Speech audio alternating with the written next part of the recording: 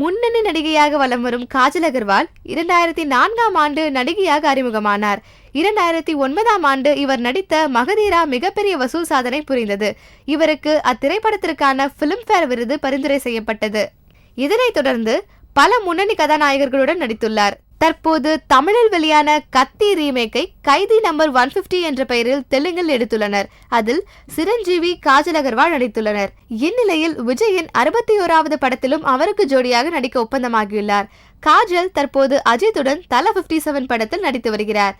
இந்நிலையில் தல மற்றும் தளபதி இடையேயான வித்தியாசம் குறித்து அவர் கூறுகையில், அஜித்தும் சரி விஜயும் சரி பெரிய நடிகர்கள், இருவருமே தலைகணம் இல்லாதவர்கள், நட்பை மதிப்பவர்கள், அவர்களுக்கு இடையே வித்தியாசம் இருப்பதாக எனக்கு தெரியவில்லை என்று கூறியுள்ளார்.